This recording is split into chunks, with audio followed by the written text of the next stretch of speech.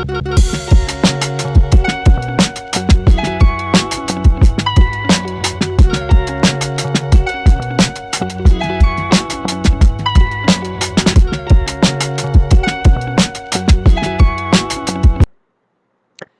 Everyone, আসসালামু আলাইকুম। সকলকে তাজিভস একাডেমিতে স্বাগতম। সো আজকে আমরা পড়ব চ্যাপ্টার 7G এর সকল সূত্র। এটা হচ্ছে আমাদের এই চ্যাপ্টারের লাস্ট পার্ট। সো আজকের পরে আমাদের এই সূত্রের সমস্ত যত ভিডিও আছে সমস্ত কমপ্লিট।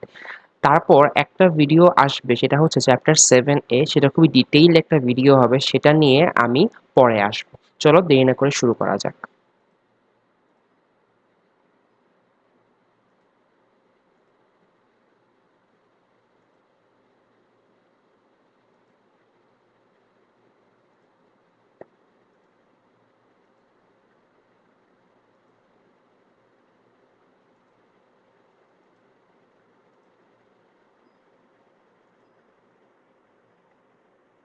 আচ্ছা, সো সর্বপ্রথম এই চ্যাপ্টারের সূত্রগুলো পড়ার আগে আমাদেরকে চিনতে হবে পরিবৃত্ত কি। ঠিক আছে, পরিবৃত্ত কি। এখানে আমরা দেখতে পাচ্ছি যে একটা বৃত্ত, এই বৃত্তের ভিতরে একটা ত্রিভুজ আছে। ঠিক আছে, সো যেই ত্রিভুজে তিনটি শীর্ষবিন্দু দিয়ে একটি বৃত্ত যায় তাকে বলা হয় পরিবৃত্ত। ঠিক আছে, এবং এই পরিবৃত্তের ব্যাসার্ধটি হচ্ছে আমাদের আর। একটা জিনিস মনে রাখতে হবে যে আমাদের এটা হচ্ছে আমাদের ত্রিভুজের এ কোণ, এবং এই কোণের অপোজিট বাহুটা হচ্ছে ছোট্ট হাতের এ। তারপরে আমাদের এই ত্রিভুজের বি কোণ, তার অপোজিট বাহু হচ্ছে ছোট হাতের বি, এবং আমাদের এই ত্রিভুজের সি কোণ, এটার অপোজিট বাহু হচ্ছে ছোট হাতের সি। এটা কিন্তু কোনোভাবে উল্টাপাল্টা করা যাবে না। ঠিক আছে, মানে এলোমেলো করা যাবে না, কোনো ভুলভাল করা যাবে না, তাহলে কিন্তু আমাদের সূত্র তো অনেক বড় ঝামেলা হয়ে যাবে। এখানে আমি লিখে দিয়েছি এ বি ইকুয়ালস টু ছোট হাতের সি, এসি ইকুয়ালস ছোট হাতের বি, এবং বিসি ইকুয়ালস টু ছোট হাতের এ, এবং আর হচ্ছে পরিবৃত্তের ব্যাসার্ধ। চলো তারপরে দেখা যাক ত্রিভুজ এর সাইন সূত্র। সো আজকে আমরা মূলত ত্রিভুজ এর সাইন সূত্রগুলো দেখব। চলো দেখা যাক। আমাদের চ্যাপ্টার 7G, এখানে আমরা প্রথমে ত্রিভুজের সাইন সূত্র নিয়ে আলোচনা করব। আচ্ছা, সাইন সূত্র কি? আমরা যদি এই ত্রিভুজের এ বাহু এবং তার অপোজিটে যে কোণটা আছে এ কোণ, তার যদি সাইন নিই তাহলে তার অনুপাতটা হবে ইকুয়ালস টু 2r, অর্থাৎ পরিবৃত্তের ব্যাসার্ধের দ্বিগুণ, অর্থাৎ পরিবৃত্তের ব্যাসও বলা যায় এটাকে। তারপর একইভাবে যদি আমরা এখানে আমাদের ত্রিভুজের বি বাহুর অপোজিট কোণ ক্যাপিটাল বি এর সাইন নিই তাহলে তার অনুপাত আসবে 2r। এবং আমরা একইভাবে যদি আমাদের ত্রিভুজের সি কোণের বিপরীত বাহু সি, তাদের সাইন সি এবং শুধুমাত্র বাহুর অনুপাত নিই তাহলে আমাদের আসবে 2r, অর্থাৎ A by sine A equals to B by sine B equals to C by sine C equals to 2r। অর্থাৎ এই প্রত্যেকটা বাহু এবং কোণের রেশিও যদি আমরা করি তাহলে সেটা আমরা সবসময় কি পাবো? 2r, অর্থাৎ পরিবৃত্তের ব্যাসার্ধের দ্বিগুণ, অথবা শুধু ব্যাসও বলা যায় এটাকে। ঠিক আছে, আচ্ছা চলো তারপরে যাওয়া যাক।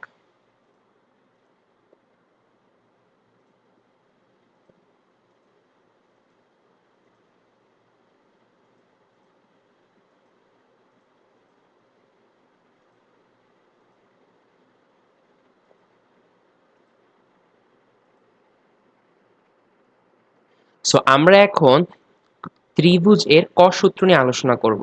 কস সূত্র নিয়ে আলোচনা করব। চলো শুরু করা যাক। আচ্ছা, আমাদের প্রথম সূত্র আসতেছে কস এ। ঠিক আছে, cos A equals to B square plus C square minus A square divide by 2bc। ঠিক আছে, এই সূত্রটা মূলত এই ত্রিভুজটাকে কেন্দ্র করে আসতেছে। ঠিক আছে, এখন এখানে মনে রাখার ট্রিক্স, আচ্ছা আমি ট্রিক্স নিয়ে তোমাদেরকে পরে বলবো, বাকি সূত্রগুলো দেখাই তোমাদেরকে। তারপর cos B, cos b equals to c square plus a square minus b square divided by 2ca। তারপর দেখি, তারপর আমাদের cos c equals to a square plus b square minus c square divided by 2ab। আচ্ছা, এই সূত্রটা এইসব সূত্রগুলো মনে রাখার একটা টেকনিক হচ্ছে আমরা cos এ যে অ্যাঙ্গেল নিব সে অ্যাঙ্গেলটা সবার লাস্টে বসবে এবং নিচে সেই অ্যাঙ্গেলটা বসবে না, উপরে সবগুলোর বর্গের বর্গ যোগফল আকারে বসবে, কিন্তু লাস্টেরটা শুধুমাত্র আমাদের মাইনাস হবে। যার কোণ যার কোণ সে মাইনাস, যার কোণ সে মাইনাস, যার কোণ সে মাইনাস, যার কোণ নিচে সে নাই, যার কোণ নিচে সে নাই, যার কোণ নিচে সে নাই। ঠিক আছে, তো চলো রিভিউ করে আসি। cos a equals to b square plus c square minus a square divided by 2bc, cos b equals to c square plus a square minus b square divided by 2ca, cos c equals to a square plus b square minus c square divided by 2ab। চলো তারপরে যাওয়া যাক। হ্যাঁ, এখানে নোটে দেওয়া আছে যে যার কজ উপরে সেটা বিয়োগ এবং নিচে সেটা বাকি, সেটা বাদে বাকি সব। এটাই আমি যেটা তোমাদেরকে মাত্র বুঝালাম, সেটাই একটা নোট আকারে লিখে দেওয়া আছে। ঠিক আছে, চলো তারপরে যাওয়া যাক। এখন আমরা দেখব বাহু এবং কোণের সম্পর্ক। চলো।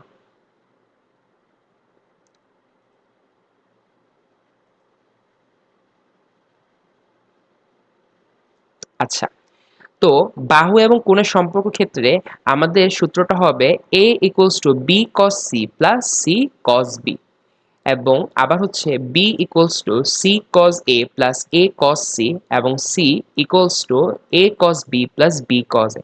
একটা জিনিস খেয়াল করবা, আমরা যার বাহু নিব সে এই সূত্রের মধ্যে আসবে না, এবং তার অপোজিট যে দুই বাহু ছিল বি এবং সি, তাদের এখানে মিক্সচার আসবে। যদি তুমি এখানে বি বাহু নাও তাহলে কজ হিসেবে এখানে সি কোণ বসবে, আর তুমি যদি এখানে সি বাহু নাও তাহলে কজের এখানে বি কোণ বসবে। মানে কি, একটা বাহু একটা কোণ, একটা বাহু একটা কোণ, এভাবে আসবে। এরপরে বি, বি এর পরে এখানে সি কোণ, তারপরে এখানে যদি সি বসে তাহলে এখানে সি আসবে সি বাহু, আর এখানে আসবে বি কোণ। ঠিক আছে, মানে এই দুইটা কোণই ইন্টারচেঞ্জ হয়ে যাবে, এই বাহু এবং এই কোণ পরেরগুলোর ক্ষেত্রে ইন্টারচেঞ্জ হয়ে যাবে। ঠিক আছে, আচ্ছা তারপরে B equals to C cos A plus A cos C. এখানেও দেখো যেহেতু বি নিয়েছি তাহলে এখানে আর কোনো বি আসবে না, তার যে অপোজিট বাহুগুলো আছে অর্থাৎ সি এবং এ আসবে। যদি আমরা এখানে সি এর সাথে কস চিন্তা করি তাহলে সি কস, তাহলে এখানে এ বসবে, আর যদি এখানে এ বাহুনি তাহলে এ কস, এখানে সি কোণ বসবে। ঠিক আছে, তারপরে আবার C equals to A cos B plus B cos A. যদি আমরা এখানে সি বাহুনি তাহলে এখানে পুরো সূত্রের মধ্যে আমাদের সি আসবে না, এখানে এ এবং বি বাহু এখানে মিক্স আকারে বসবে। যদি আমরা এখানে এ বাহু নিই তাহলে এখানে বি কস বসবে, আর যদি এখানে আমরা বি বাহু নিই তাহলে কস এ বসবে। ঠিক আছে, তাহলে C equals to A cos B plus B cos A. তাহলে আমাদের সূত্রটা হচ্ছে A equals to B cos C plus C cos B, আবার B equals to C cos A plus A cos C, আবার C equals to A cos B plus B cos A. চলো তারপরে দেখা যাক। এই যে এখানে নোট লিখে দেওয়া আছে যে যার বাহু নিব তা বাদে বাকি সব কজ এর বাহু এবং কোণ হয়ে যাবে। এটাই আমি তোমাদেরকে এতক্ষণ বুঝালাম। চলো তারপরে যাওয়া যাক। এখন আমরা ত্রিভুজ এর ক্ষেত্রফল নির্ণয়ের সূত্রগুলো নিয়ে আলোচনা করব। চলো শুরু করা যাক।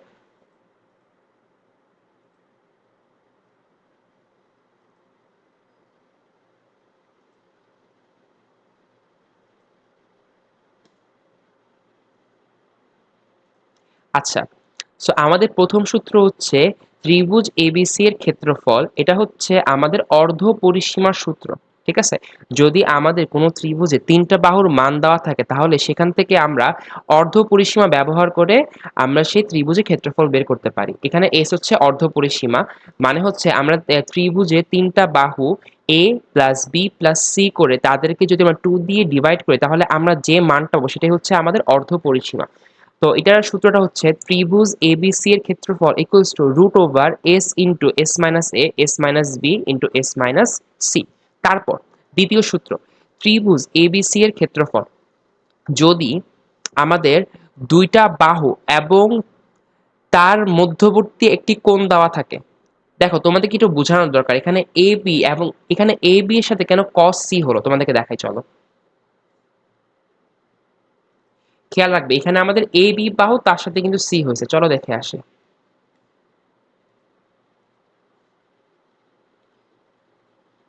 এটার জন্য তোমাদেরকে ত্রিভুজের মাধ্যমে আমি দেখাবো।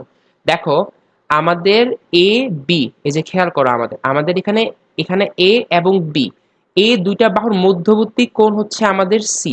তো আমাদের সব সময় যে আমরা যে দুই বাহুই নিই না কেন তার মধ্যবর্তী সাইন কোনটা নেওয়া লাগবে আমাদের, ঠিক আছে? এটাই হচ্ছে মূলত এখানে বলার জিনিসটা। চলো তারপরে আমরা আগের পেজে চলে যাই।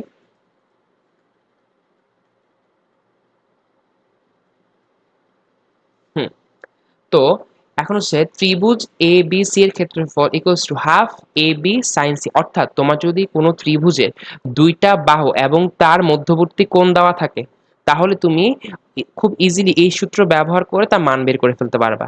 Half A B sine C, অথবা half A C sine B, অথবা half B C sine A. খেয়াল রাখতে হবে আমরা যে দুইটা বাহু নিব সে দুইটা বাহু বাদে অন্য কোণ বসবে। আমরা যে দুইটা বাহু নিব তা বাদে অন্যটার কোণ বসবে। আমরা যে দুইটা বাহু নিব তার বাদ সে বাদে অন্যটা কোণ বসবে, ঠিক আছে? অর্থাৎ আমরা এখানে এবি বাহু নিলে এখানে কোণ সি হবে, এখানে যদি আমরা এসি বাহু নিলে কোণ বি হবে, এবং এখানে যদি আমরা বিসি বাহু নিই তাহলে এখানে কোণ এ হবে। আচ্ছা, তারপরটা তারপরটা হচ্ছে আমাদের ত্রিভুজ এবিসি এর ক্ষেত্রফল এ বি সি, অর্থাৎ আমাদের এ বি সি যে ত্রিভুজের বাহুগুলো তাদের গুণফলকে আমরা ডিভাইড করব 4r। আর হচ্ছে এখানে পরিবৃত্তের ব্যাসার্ধ। এটা হচ্ছে আমাদের আরেকটা ত্রিভুজের ক্ষেত্রফল নির্ণয় সূত্র। তাহলে চলো রিভিউ করে আসি। তাহলে ত্রিভুজ এবিসি এর ক্ষেত্রফল হচ্ছে অর্ধপরিসীমার ক্ষেত্রে root over S into S minus A, S minus B, S minus C. আবার দ্বিতীয়টা হচ্ছে ত্রিভুজ এবিসি এর ক্ষেত্রফল, যা হচ্ছে ত্রিভুজের যে কোনো দুইটা বাহুর মান এবং তার মধ্যবর্তী কোণ। Half A B sine C, অথবা half A C sine B, অথবা হাফ বিসি সাইন এ। তারপর যদি আমাদের ত্রিভুজে তিনটা বাহু দেওয়া থাকে এবং ত্রিভুজের পরিবৃত্তের ব্যাসার্ধ দেওয়া থাকে, তাহলে আমরা খুব ইজিলি সেটাকে এবিসি অর্থাৎ তিনটা বাহু গুণ করে এবিসি ডিভাইডেড বাই 4r, এটা করলে আমরা আমাদের কাঙ্ক্ষিত ত্রিভুজের ক্ষেত্রফল নির্ণয় করতে পারবো। চলো তারপরে যাওয়া যাক।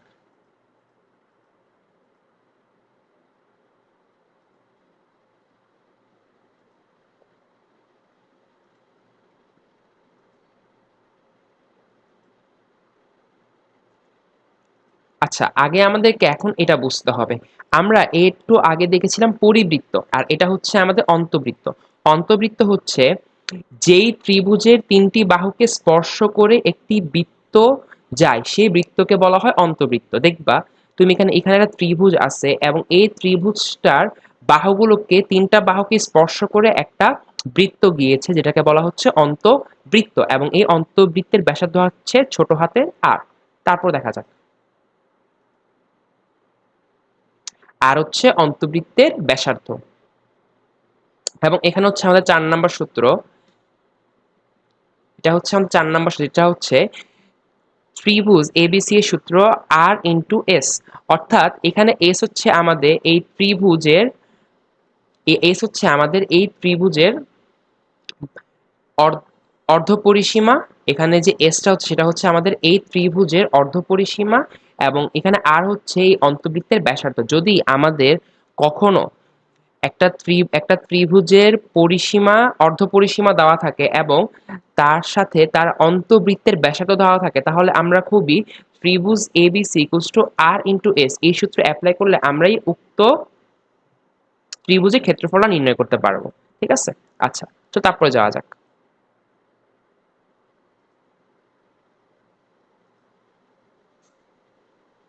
আচ্ছা, এখানে আমাদের আরো কিছু ইম্পর্টেন্ট সূত্র আছে, সেটা হচ্ছে sine A by two equals to root over S into S, sorry, sine A by two equals to root over S minus B into S minus C divided by BC. তারপর sine B by two equals to root over S minus C into S minus A divided by C A. আবার sin c by 2 equals to root over s minus a into s minus b divided by ab। এখানে note দেওয়ার কথা অবশ্য।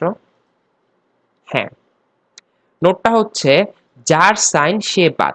দেখো আমরা এখানে যদি আমরা এ অ্যাঙ্গেলের সাইন নিই, অর্থাৎ যদি আমরা এ কোণটাকে নিয়ে আমরা সাইনের চিন্তা করি, তাহলে আমাদের এখানে এ কোণটা আসবে না, অর্থাৎ এ কোণের কোনো বাহু আসবে না, ঠিক আছে? যদি এখানে আমরা এ কোণ নিই তাহলে এটার যে বাহু আছে ছোট হাতের এ, সেটা আমাদের এখানে আসবে না। জাস্ট এখানে বি সি, নিচেও বিসি হবে। ঠিক আছে। এবং এখানেও সেম, যেহেতু আমরা এখানে বি অ্যাঙ্গেল নিয়েছি তাহলে এখানে শুধুমাত্র হবে এসি আর নিচেও এসি হবে। আর এখানে যদি আমরা সি অ্যাঙ্গেল নিয়েছি তাহলে এখানে হবে আমাদের এ বি আর নিচে হবে এ বি। আচ্ছা, তো তারপরে যাওয়া যাক।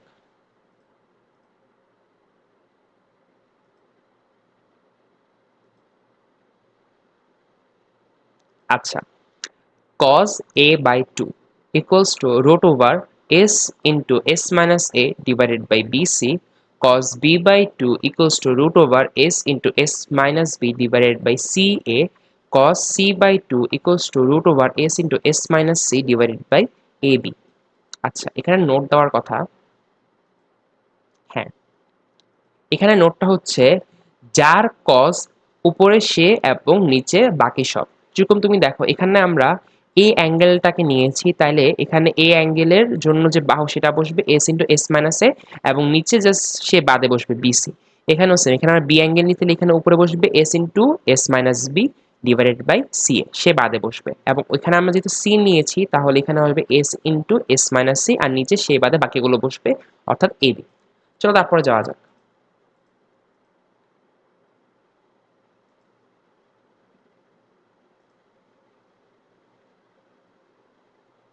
আচ্ছা, tan a by 2 equals to root over s minus b into s minus c divided by s into s minus a. Tan b by 2 equals to root over s minus c into s minus a divided by s into s minus b. Tan c by 2 equals to root over s minus a into s minus b divided by s into s minus c. এখানে note দেওয়ার কথা দেখি। হ্যাঁ,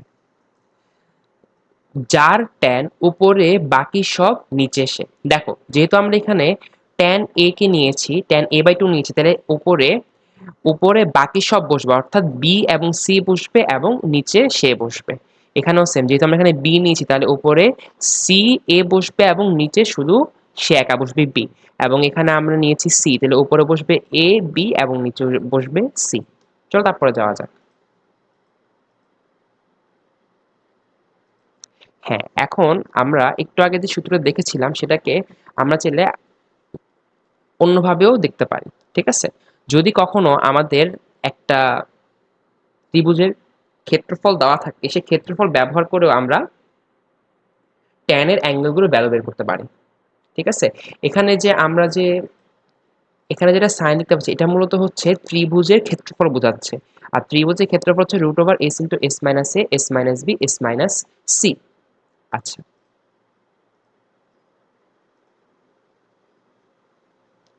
তাহলে এটা হচ্ছে tan a by 2 equals to ক্ষেত্রফল divided by s into s minus a.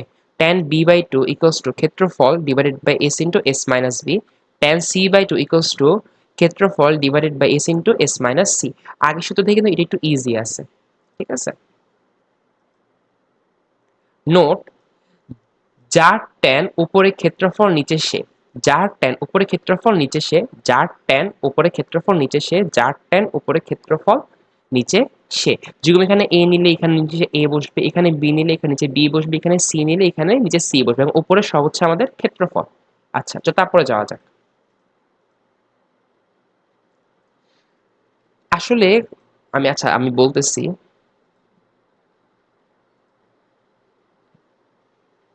আমাদের না এই কটের গুলো আলাদা করে মনে রাখার কোনো প্রয়োজন নাই, কিন্তু মনে রাখতে পারলে ভালো। কারণ কি, আমরা তো জানি যে ট্যান এবং কট হচ্ছে একে অপরের অপোজিট। যদি আমরা কোনোভাবে ট্যানেরটাকে মনে রাখতে পারি তাহলে জাস্ট উল্টায় দিলেই হচ্ছে আমাদের কটেরটা অটোমেটিক চলে আসবে। ঠিক আছে, তাও আমি এখানে তোমাদেরকে সবগুলো সূত্র একবারে দিয়ে দিয়েছি। cot a by 2 equals to s into s minus a divided by ক্ষেত্রফল, cot b by 2 equals to s into s minus b divided by ক্ষেত্রফল, cot c by 2 equals to s into s minus c divided by ক্ষেত্রফল। যেহেতু একটু আগে আমরা দেখলাম যে উপরে ক্ষেত্রফল বসতো ট্যানের ক্ষেত্রে এবং নিচে বসতো যার কোণ নিছি তার বাহু, তাই কটের ক্ষেত্রে অবশ্যই উল্টা হবে, তো সেটাই এখানে ঘটলো আর কি। ঠিক আছে, এই যে এখানে নোট দেওয়া আছে, যার কট উপরে সে নিচে ক্ষেত্রফল।